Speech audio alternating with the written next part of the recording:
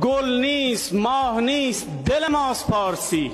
اگر زبان مادری من بنیانهای حکومت تو را به لرزه در می آورد، احتمالاً این بدان معناست که حکومت خیش را بر زبان من، بر خاک من بنیان کرده ای. فارسی زبان دوم اسلامه، زبان سلمان فارسی و امام اعظم ابو حنیفه، زبان امام بخاری، امام مسلم و باقی مؤلفان صحاح سته، زبان ابو علی سینای بلخی، زبان خواجه عبدالله انصاری و امام فخرالدین رازی.